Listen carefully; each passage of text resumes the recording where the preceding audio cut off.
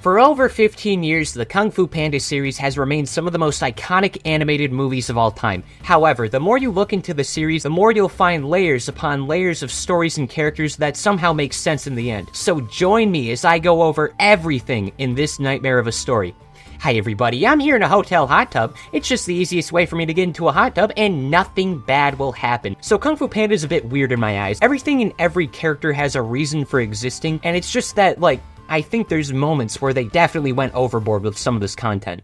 Kung Fu Panda takes place on an ancient Earth where the population is exclusively animals. This population includes insects and fish. Already, the first problem becomes determining a time point. The only historical things I could net were the creation of Kung Fu and the Silk Road, both of which have centuries of overlap across the Zhou dynasty. But because of usage of gunpowder in Kung Fu Panda 2, I'm gonna assume that that movie takes place the same time gunpowder was invented, and according to Google, that was in the 9th century. So let's just say this movie's around, 850 and guesstimate from there. But this number can be virtually anywhere. It would still be fine. To give an idea, the amount of time there is between the first and most recent movie, the 4th movie, could be anywhere from 2 years to a decade. It literally does not matter. The first point we're looking at super doesn't matter, because it takes place hundreds or thousands of years before 850. This is Oogway, the founder of Kung Fu. On a journey across the world, he stumbles at this place called the Pool of Sacred Tears, and it brings him to tears so badly he spends 10,000 straight days making and learning the art of Kung Fu. So then he decides to share this knowledge wherever he can. Along with that, he plants the peach tree of heavenly wisdom and begins to establish the Valley of Peace. This valley is going to remain the most important location for the remainder of this run, so just know it's here to save and protect the fragile weakling animals across the crime-ridden country of ancient China. During this time, Oogway then gets weirdly obsessed with world peace and wants more people to hang out with and play darts with him or something in the valley. It gets so bad that as a favor from the Crane clan, he gets cranes to build miles and miles of rope bridges for the animals to flee into the Valley of Peace. And after that, it's not enough, so Oogway's gonna start a war for world peace. In the name of peace, Oogway's gonna unalive all the people who oppose him. He's already working alongside his dear fellow world peace friend General Kai.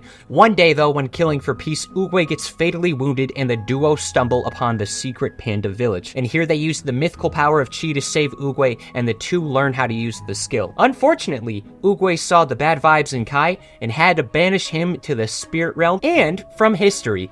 Oogway took his friend out of history because he didn't like his attitude. So now Oogway's uber powered up, he has chi now, he's still wandering about, and at some point this guy named Jing Dao shows up. Around this time there is a team of warriors called the Four Constellations, and each of them get color-coded chi from the universe. Just roll with it, the universe is God, but also not really. And the leader of the Four Constellations, who is Jing Dao, gets the strongest chi, Golden Chi.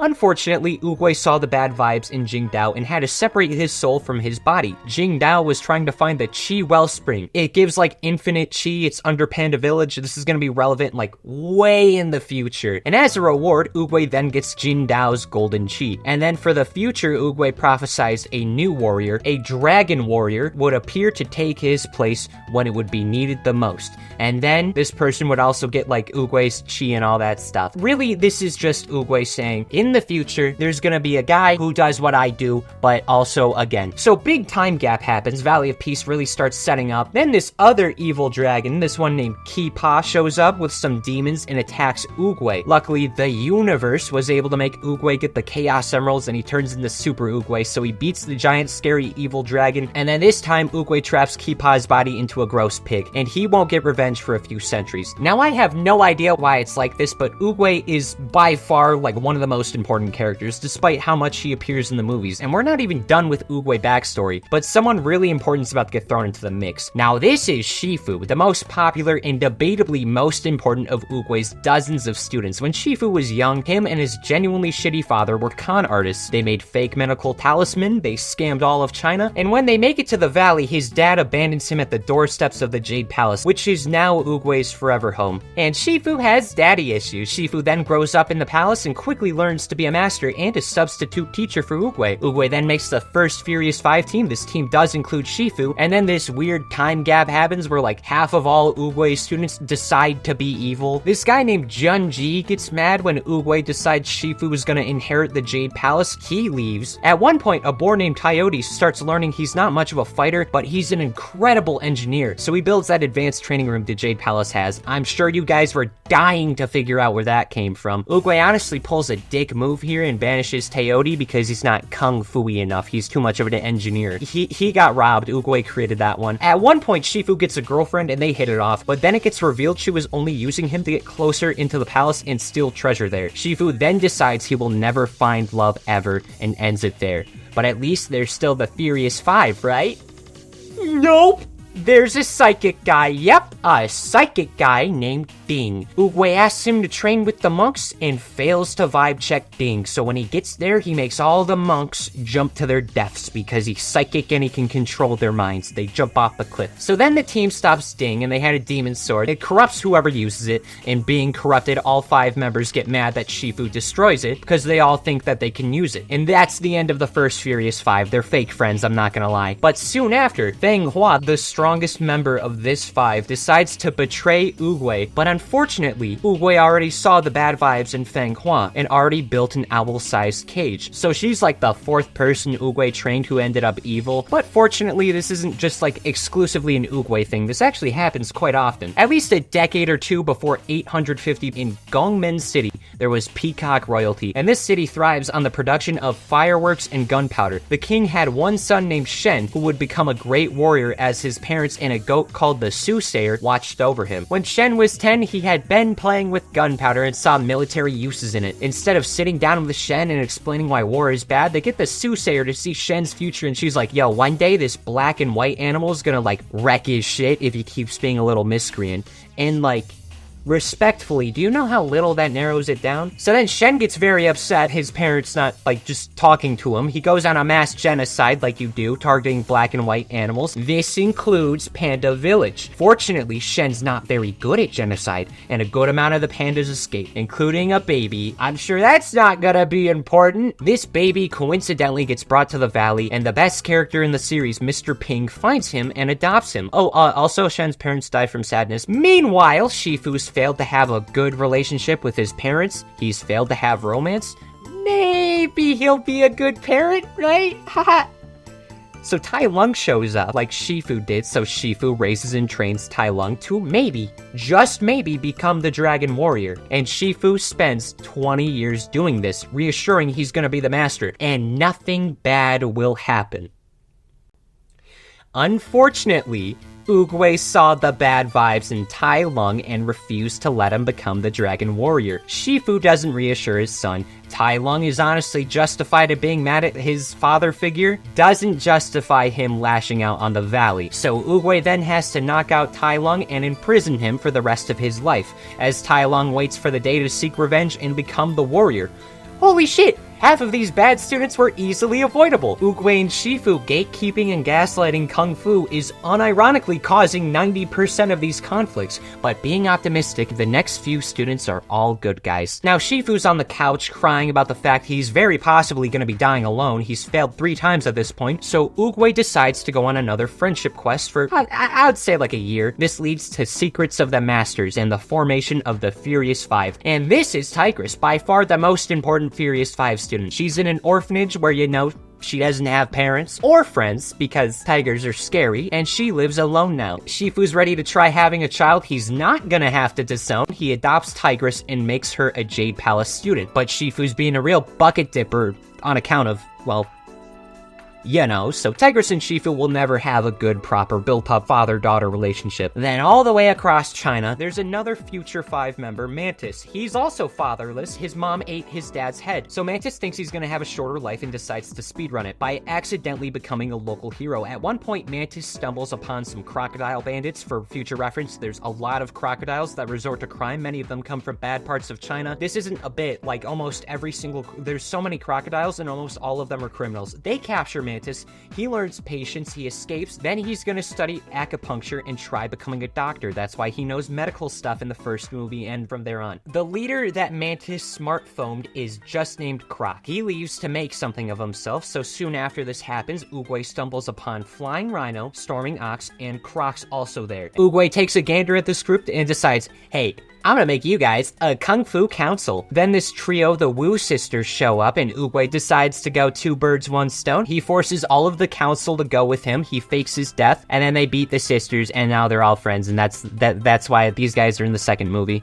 Still paying attention? Good. We aren't done with the Furious 5 origin, by the way. Let's start with Crane. He's a janitor who's also fatherless and an overprotective mom. Crane would sneak out to Kung Fu classes at the Li Fang Kung Fu Academy. And then when he moves out, one day the academy hosts student tryouts and another student named Mei Ling, not this Mei Ling, there's 2 Mei Lings for some reason. Crane's in the academy, he's plot relevant now. Then there's Viper. She's special because she's the only Furious 5 member with a dad who loves her. She's born to the Viper clan and they fight with lethal venom. She's the daughter of the great Master Viper and that's jolly and swell. One thing though, she doesn't have the one thing the Viper clan's known for, so she's moderately neglected. Only a little bit though. Her parents still love her, but they're quietly disappointed, just like my parents. One day a guy with armor breaks Master Viper's fangs, but regular Viper uses ribbons to win a fight. So now she's on Furious 5 standby.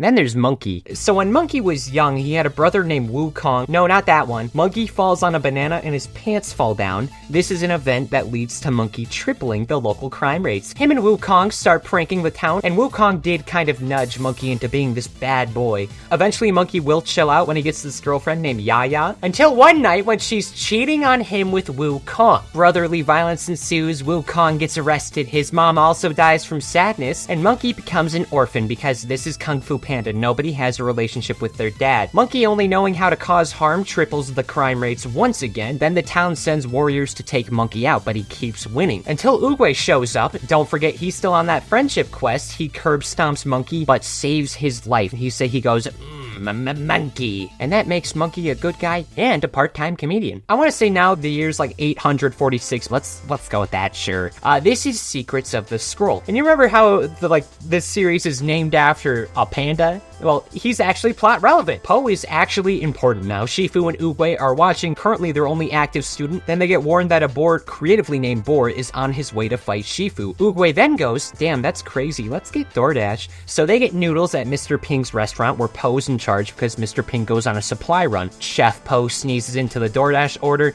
and now Shifu's got like black lung or something. Tigress is then ordered by Shifu to find a list of warriors, but while Po finds out that he got Shifu sick and is looking for a career change. Some of these careers include a janitor, a doctor, a dancer, and a comedian. And then the scrolls get mixed up. Guess what happens next? Shifu is mad about these freaks at his doorstep. The 5 ignore him and they beat Boar. Now there's a Furious 5, along with a panda who likes Kung Fu because he was watching them fight. He loves it. And then, after all of that, we are now at the original movie. The main character's journey really starts here. Oogway foresees that it's finally time to choose the Dragon Warrior for real this time. Po wants to go see who it is, but his dad makes him take the noodle cart, so he misses the tournament. As a last resort, Po uses fireworks to launch himself into the sky. This is when I realized he totally could have just gone around this wall. I understand that's not the point of this, but I just want to let you know that he could have just gone around. There's nothing stopping him. Your protagonist is an idiot. Po lands directly in front of Oogway, so Po's instantly promoted to clan co-leader. I love him, but Po is the universe's nepotism baby. You know, all of this story beforehand does provide a deeper insight as to why the Jade Palace kinda hates Po so much. They don't mind Po as a person, but the fact he's managed to take this position that the 5 and Tai Lung spent so much time working to earn, they're upset, and that's totally fair. And I can see that. Other than his naturally high defense skills, Po's kinda like one of the worst picks for the Dragon Warrior, and Oogway's successor, so Shifu's pissed, Tigress is pissed, the other members of the 5 are more so just shocked, and to make matters worse, Oogway reveals Tai Lung's coming back, so just to be safe, Shifu sends a worker to double the guards at Tai Lung's prison, and then because of this, Tai Lung escapes. And then Oogway finds out, he tells Shifu, look man, I did my part, you just gotta do your shit, you just gotta get your shit together, I don't know what to tell you. Anyway, bye. And now, Oogway ascends to the spirit realm, leaving Shifu to train Po for the inevitable. Then the 5 take a deep, respectful look at their savior of the Valley of Peace against Tai Lung.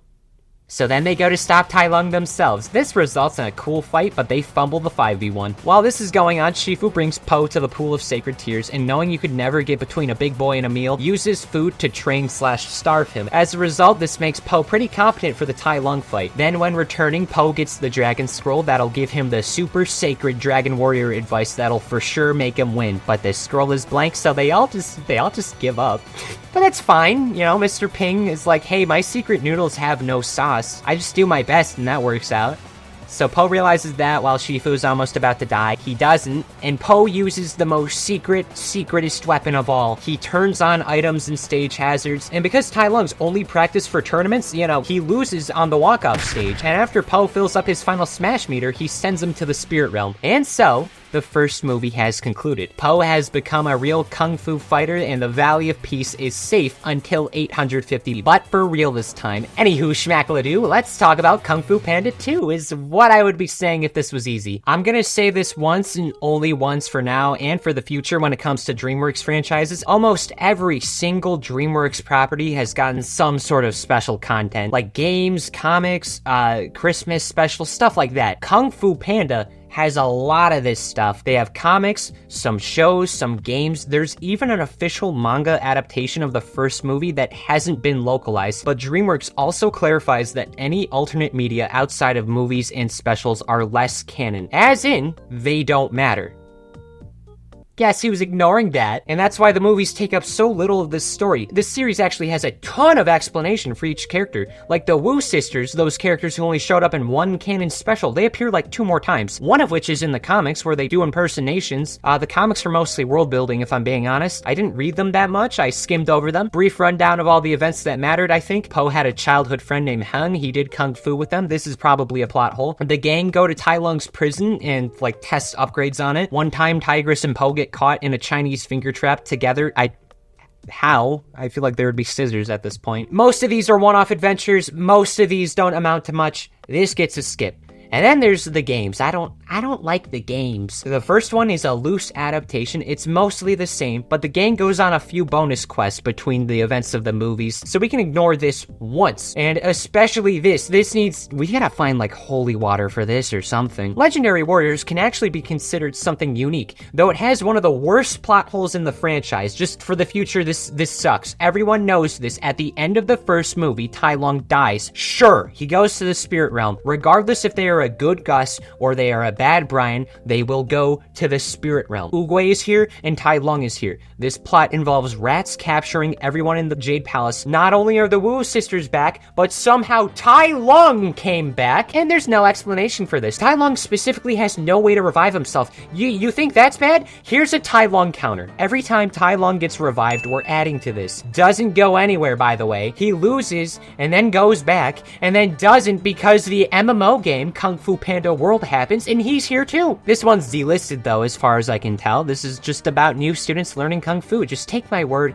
he's been unalived 3 times now. And then finally, Blue Skidoo, Kung Fu Panda 2. Shen's still mad about being disowned by his now deceased parents and is stealing scrap for metal from as much of China as possible. I'm gonna assume this Christmas special also happens right before the movie. Po's asked to host a holiday feast, he calls everyone cringe and enjoys the special time of year with his dad while convincing all the masters of the 5 and even Shifu to join in on the fun. Good moment, I'm glad Po's got a good heart and that the Jade Palace has accepted him as a friend. But that scrap metal thing, that's pretty bad. So bad that Po recognizes this weird symbol that introduces PTSD into the funny panda's life. Hamburgers. The Council of Kung Fu, remember them? It's these guys. They've taken control of Goemon City on account of Shen being an unviable ruler because, well, you know. Turns out Shen made a win button. All he needs to do is shoot this cannon and he instantly one-shots anyone in front of it, which happens to Rhino. He's out of the picture now. Po and the 5 are then asked to walk over to Goemon City and knock off this peacock mischief. Right before though, Po finds out that he's adopted. He is... Doesn't matter. I'm afraid parents who adopt are still parents. This is a Mr. Ping channel. The gang makes their way on over and eventually sees the remaining council staying in prison to minimize casualties that could come when fighting Shen. And then soon after Shen and Po finally meet each other, Po lets Shen escape because of the symbol thingy. The 5 are pissed at him. They decide to go fight Shen without Po, and then they lose and Po gets star KO'd. This leads to Po miraculously being rescued by the soothsayer at the old panda village. She helps him embrace his challenges and grow from it. Through the best scene in the franchise, Po is able to recognize his faults and what special things brought him to a group of people who love and care for him. Po finds inner peace. I forgot to mention inner peace. Shifu says he has to learn it at the beginning. Anyway, the 5's about to get executed. Po says no. Shifu, being safe, also came to help. He brings the council with them. They almost lose, but Po uses his mad skills to stop Shen once and for all, finally ending Shen's reign and banishing him to the spirit realm. Then this game happens, and this one's about lowering the crime rates and stopping Shen's goon. And now we're done with that movie. Hey, excuse me, sir? Oh, hi, off-screen hotel lifeguard who's on screen now. What's hippity-hoppity happening? I'm supposed to work for another 2 hours, but I need to leave early and... That's cool. Just remember, no running. Can you not interrupt me? This is important. Oh, sorry. No, it's fine. I'm sorry. It's been a long week. I shouldn't have gotten like that. Well, I should apologize too. I didn't mean to cause any trouble for you. All right, cool. Yeah, cool. So listen, my little cousin has his bar mitzvah tonight. I need to go get ready for that. So just real quick, if you could just make sure to take the steps out when you're done. Like if you slip or fall or anything during my shift, my boss holds me accountable, so we don't want that. Take out the steps. Just don't slip or fall. Don't. Oh yeah, I'll keep that in mind. Yeah, get going. Good luck on your thing. Yeah, all right, tubular. Have a good hot tub time. I'm gonna forget that. So let's talk about Legends of Awesomeness, the first of 3 shows. This one ran for quite a while, so we gotta treat Legends of Awesomeness actually bringing back the games and comics and stuff. Let's just say all of this happens between the first and the 3rd movie. This is years of content, and I feel like the best way to look at it is like this, especially when considering there's over 80 episodes that could absolutely be classified as defending the Valley of Peace in between the movies. I don't really think I need to cover every episode. Instead, just like looking at the most important events in a lightning round should suffice, I think. Crane's mom shows up, and he gets the mom approval. Wukong escapes prison, and Monkey temporarily falls to bad habits. Po bites someone's head off. Tai Lung's nephew Peng shows up. How did Tai Lung get a biological nephew if he was left at the Jade Palace? I don't know. I really don't. They fight, then Peng actually gets spared. It's not the same fate. He's not relevant. He'll get a dojo, but he's not relevant. A lot of Shifu stuff, actually. Not only does his dad show up and they're somehow able to make peace, but his first and only ex, Mei Ling, shows up. Fortunately, all is good, but Junji returns. He's bad. He breaks it apart. This guy sucks. At one point, Junji will get the Jade Palace. It does not matter. Another whatever villain. Feng Huang returns also and tries to recruit Po for evil things until that falls through. At some point, she gets some sort of time traveling seeds and makes everyone's parents never meet up. There's time travel now. That's great. But she isn't able to stop Po because she can't find Po's parents since they're in the secret panda village. She loses the time travel because the Tree Lord said so. The most important thing I could say is that Ki Pa returns and then loses exactly how he loses to Oogway, and that's embarrassing. So next up is at least a little bit after 850. As said before, Shen's pretty bad at mass murder. Who isn't? And Po's dad, Lee, actually survives. In a universe where almost everyone is fatherless, it says a lot that the main guy has 2 of them. Gee, Po, how come the universe gave you 2 dads?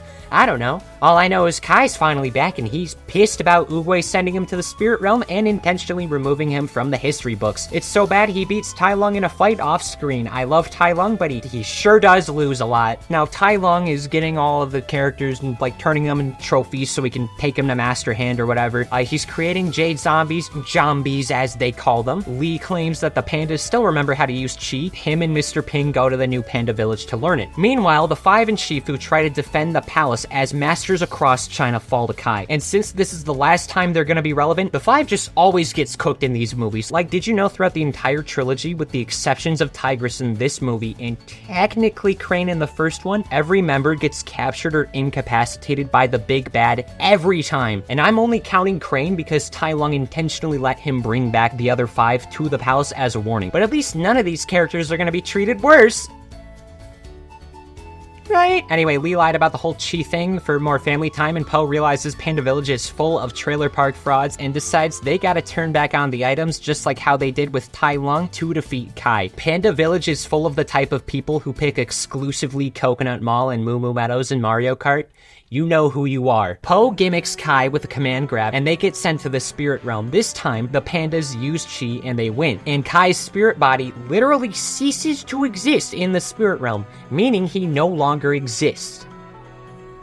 Alright. This then gets retconned in Showdown of Legendary Legends and a few other things. Then Oogway returns and says he's proud of Po, still the hero we all deserve, and he gets a nice old greeny sticky stick. And that's the original trilogy. I think it's a timeless trio of tales that are gonna stand the test of time and maybe get held back by their semi-convoluted spin-offs in other medias. But you know what? If it ended here, then this would have been fine. Unfortunately, the red bar is not over there yet. No, because after this movie, Po decides to take an extended vacation, regaining all the lost time with his dad and the pandas in the village. I want to say like at least a year is spent here. So let's just say a year after, sometime after 850. On one hand, this is totally justified on Po's part. Him and Ping should absolutely spend more time understanding and filling in this odd spot of their lives.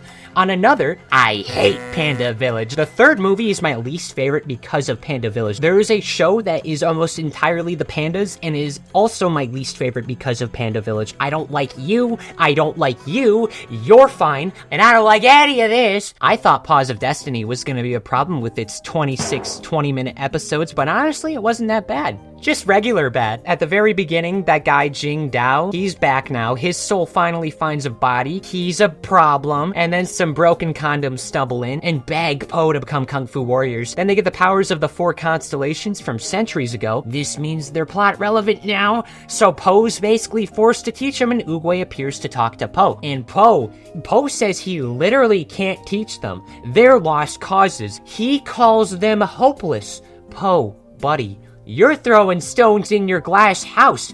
You are a hypocrite. Oh, I can't teach these stupid chubby pandas. You yourself were in the exact same situation. Po's so washed. The stupid children go on a quest to save Chi and stop Jin Dao for realsies. Imagine plotting centuries and losing to this. Then everyone likes the panda children. I don't though. Oh, by the way, Po can just be a dragon now. Sure.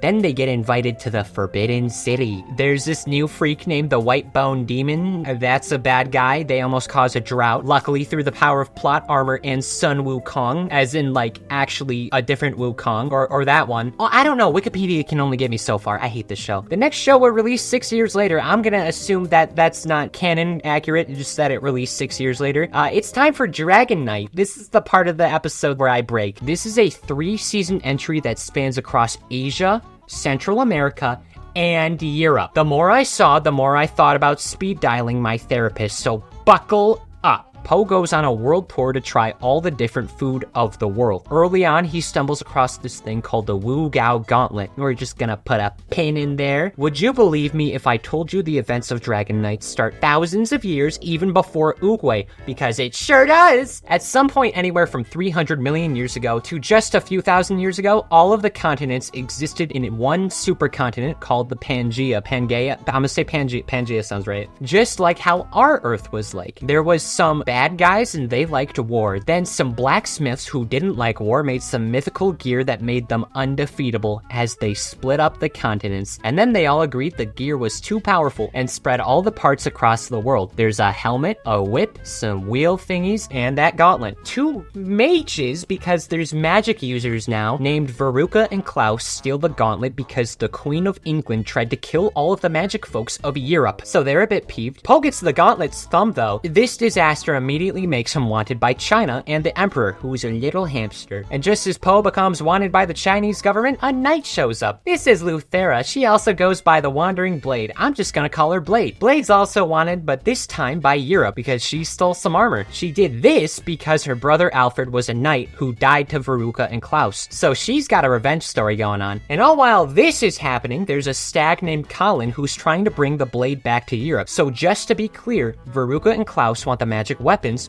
Po wants to stop that, Blade wants to kill Veruca and Klaus, and Colin wants to properly arrest Blade. This all happens throughout Season 1. At some point, Po and Blade mutually agree to get another weapon to be at an equal level against Veruca and Klaus. They go to this location called the Lost City, where supposedly there's a fire whip, and then they meet this new freak named Rukamini. She's secretly a bad guy who steals the whip for herself and tries to sell it for the Emperor for half of China's wealth. And after that, everybody gets arrested. Just the whole gang, even Mr. Ping purely by association. And then Po and the gang manage to escape. There's a giant sled battle, and ultimately Po's group is able to get the whip while Veruca and Klaus leave the gauntlet. And that is where Season 1 ends. The good guy gang, now with Mr. Ping, make their way to India where Rukamini lives. All that happens is that they find out they need to go to South America, and Ping gets possessed by one of the blacksmiths named Master Mastodon. And all while that's happening, Veruca and Klaus learn that just like Shen and everybody else, the Queen of England is pretty bad at genocide. Even bigger news, the helmet's here. Guess who steals it? In Central America, the pals make their way to the city of Tikal and stumble upon some frogs, some giant robots, along with some royalty, Zuma, who's got some gear that the team needs. The wheels specifically. And at first everything's good. Po and Bowles help out with that robot crisis and eventually stumble upon a little birdie named Akna. She only kind of matters. Apparently, like before Alfred died, they were friends, so Blade trusts her now. Apparently Zuma's using her weapons to steal all the rain, so there's a drought, and that's a problem. Veruca and Klaus cause a battle. Zuma fights trying to get more weapons, and everyone else is like drinking root beer or something. It doesn't matter. I don't even remember who has what weapons. It won't matter. Back to sailing, this time with a bird who I'm never gonna mention ever again. The crew's gonna head to England. This is especially important for Blade, and Season 3 will happen. All's going good until it isn't. There's pirates. Not only are they pirates, they're the best pirates. Not only that, apparently Mr. Ping was a pirate. Mr. Ping used to be king of the pirates with his pirate queen Forazan. What? I guess Mr. Ping found the One Piece and then he got bored, snitched to the English government, and he starts a new life in China with his lovably obese adopted son. So all the pirates are justifiably pissed at him, but the main crew gets rescued / arrested by a Sir Drake. When arriving at Europe, first off, it's so weird to say Po goes to Europe. Po accidentally plays a complete game of chess with the Queen of England, leading to a swamp adventure where they meet Duncan. I don't know what Duncan even is even. Do you remember when I said this was about a Kung Fu Panda? Because now it's about a bunch of European animals finding weapons. There's a weapon dimension! There's a fifth magical weapon that this one didn't split up Pangaea, but Alfred made a mythical sword before he died. This one having the gimmick of anyone who dies to it having their soul trapped to it. Just like Katana, she's got my back. Also, after Season 2, Veruca and Klaus got split up. Veruca went to Europe. She unalives Duncan. Duncan deserves better. But Veruca's hot on the tail. Shit's just happening now. I'm not even trying to say somehow, but somehow Alfred gets resurrected through all of this,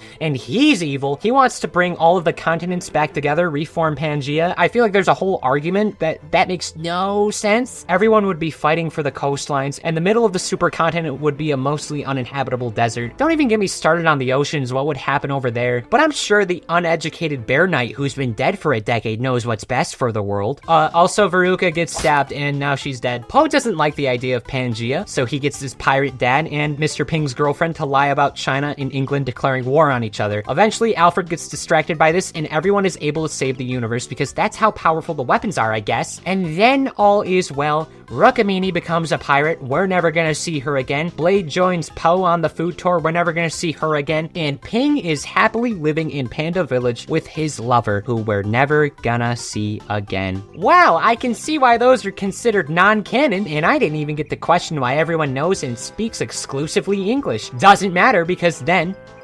that one happened. Kung Fu Panda 4 happens. As a movie, this is probably the worst one in the series, but I liked it more than 3. I'm not exaggerating. I despise Panda Village. There's a lot of problems in this movie. It's too fast, it's too short, there's no character development for Po. I think my own problems come from 2 characters, those being the Chameleon and Tai Lung. If I'm being honest, Aquafina was tolerable. I don't know what rituals she performed to get into another animated kids movie as an annoying semi-important character, but she sure does exist. Po has has to stop being the Dragon Warrior because Shifu said so. Instead, he's gonna do what Oogway used to do, just hang out at the Jade Palace forever and go on friendship quests. I feel like that's a bit unreasonable. Poe's not really even that old yet, and I think it's even more fair that Poe's against that idea until he stumbles upon Awkwafina and is able to successfully send her to jail. As that happens, Shifu gets DM'd and apparently a new little freak known as the Chameleons being bad, and because the Furious Five were intentionally written out of the movie since they're doing their own things, Poe and Awkwafina gotta go and save the day, and then there comes the villain. They fumbled so hard. Yeah, just overall they have a bad villain. Chameleon's able to turn into whoever she touches and wants to use magic to take over China because apparently she's too small and nobody wanted to train her to be a kung fu master. She could never be kung fu fighting. And just another thing I gotta know, part of the reason I think Kung Fu Panda villains, specifically the movie ones, stay so iconic is because of their use of color theory. Each of the main villains have a different corresponding color that they associate with them. Rewatch any moments where Shen has the upper hand and they use lots of red. Look at Kai and there's hues of green. This corresponds with Poe as well. Poe has yellows and oranges to indicate when he's starting to win the battle. For example, at the climax of the first movie, it starts off with a dark blue storm meant to indicate Tai Lung's takeover of the Jade Palace and how he's winning. And that shifts to warmer oranges and sunlight as Poe manages to start to balance out the fight. And this goes on for every final fight. Look at any of the climaxes and I promise you, yellow and orange start appearing as Poe has a comeback. Now, the fourth movie, they don't do this. The Chameleon only has like some hints of lighter blue, but it means nothing. It's such a waste. They could use purples or something, and that would have worked wonders. By the time Poe reaches Chameleon's base in Juniper City, they only got like 40 minutes left. I wish they could have given like another 15 to 20 minutes fighting like the Chameleon's mob bosses so they could give directions or something. More time to show the Chameleon's a threat. Poe's allowed to turn items on, not the villain. Eventually, though, it's revealed that Awkwafina's working for the Chameleon, and she's gonna regret it in about 10 minutes, but until then, Poe's lost his magic stick. Using this, the Chameleon's able to revive all the old deceased warriors. The only one worth noting now is Tai Lung. I think they wasted this character. You know what they should have done? Make some stupid excuse to have Tai Lung come back early. Have it be a buddy adventure with an optional Awkwafina. Tai Lung's only arc is going from hating Poe to respecting him as the Dragon Warrior. Have Tai Lung spend time talking to Poe. Have Tai Lung redeem himself at the end and end it off with like Tai Lung and Shifu having a good moment talking about their problems and their father and son have some closure there. It would have been beautiful. Everyone would have loved it, but no! Tai Lung gets one cool fight and then he's useless. I'm sure there's more behind the scenes that was absolutely unfair, but that really bums me out that they could have gone this way. In the end though, Poe defeats the Chameleon and all the spirits go back to the realm, taking Chameleon with them. I feel like at least a few of them would try escaping though. Kai shouldn't even be here. How does he still exist? And then we reach the current epilogue of this story. Awkwafina's gonna become the new Dragon Warrior. Shifu once again sees this as a goof up, and just like with Oogway and Poe, Shifu, you should have seen this coming. And that is everything you need to know about Kung Fu Panda.